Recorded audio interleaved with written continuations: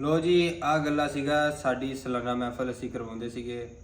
ਤੀਸਰੀ ਸਾਲਾਨਾ ਮਹਿਫਲ ਦੇ ਪੈਸੇ ਅਸੀਂ ਚੁਕਾਉਣੇ ਸ਼ੁਰੂ ਕੀਤੇ ਸੀ ਅਲਹਮਦੁਲਿਲਾ। ਤੇ 4 ਮਹੀਨੇ ਜਾਂ 3 ਮਹੀਨੇ ਹੋਏ ਆ ਅਸੀਂ ਇਹਨੂੰ ਪੜ੍ਹਨ ਲੱਗੇ ਆ ਕਿ ਕਿੰਨੇ ਪੈਸੇ ਹੁੰਦੇ ਆ।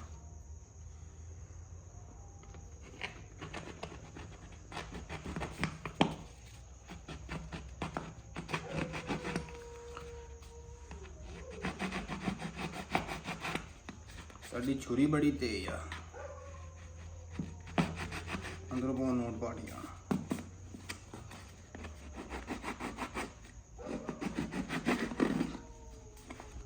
ਲੋ ਜੀ,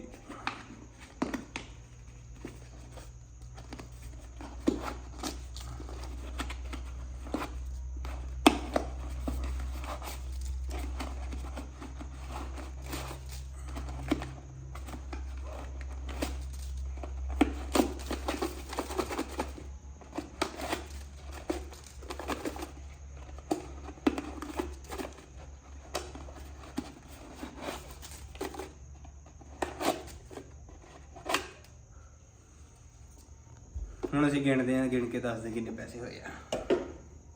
ਠੀਕ ਆ ਲੋ ਜੀ, ਗੱਲੇ ਚੋਂ ਇੰਨੇ ਪੈਸੇ ਨਿਕਲੇ ਆ ਸਾਡੇ ਚੋਂ।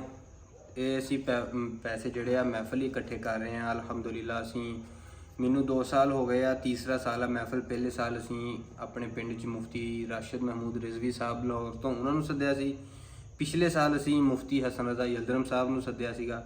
ਇਸ ਵਾਰੀ ਇਨਸ਼ਾਅੱਲਾ ਅਸੀਂ ਦੇਖਦੇ ਹਾਂ ਕਿ ਕਿਹੜੇ ਸੁੰਨੀਆਂ ਦੇ ਸਭ ਤੋਂ ਵੱਡੇ ਆਲਮ ਦੀਨ ਸੱਦਦੇ ਆ। ਮਹਿਫਲ ਦਾ ਮਕਸਦ ਹੁੰਦਾ ਵਾ ਇੱਕ ਆਵਾਮ ਦੀ ਭਲਾਈ ਤੇ ਇਸਲਾਹ ਲਈ, ਨਾ ਕਿ ਤੁਸੀਂ ਨਾਤ ਖਾਂ ਸੱਦ ਕੇ ਜਾਂ ਉਹ ਬੰਦੇ ਦੂਸਰੇ ਸੱਦ ਕੇ ਤੇ ਤੁਸੀਂ ਆਵਾਮ ਦਾ ਵੀ ਟਾਈਮ ਜ਼ਾਇਆ ਕਰੋ। ਮੁਖਤਸਰ ਜੀ ਮਹਿਫਲ ਕਰਵਾਈ ਦੀ ਆ, ਵਿੱਚ ਸਵਾਲਾਂ ਦੀ ਨਸ਼ੀਸਤ ਹੁੰਦੀ ਆ ਤੇ ਅਸੀਂ ਪੈਸੇ ਗਿਣਦੇ ਆ ਹੁਣ ਸਾਡੇ ਕਿੰਨੇ ਪੈਸੇ ਹੋ ਗਏ ਆ।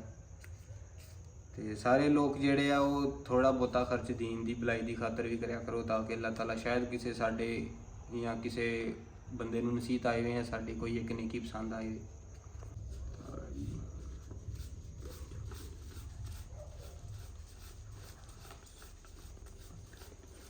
हाँ भाई, पैसे गिन रहे हैं आप?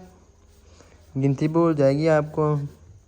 हैं हैं हैं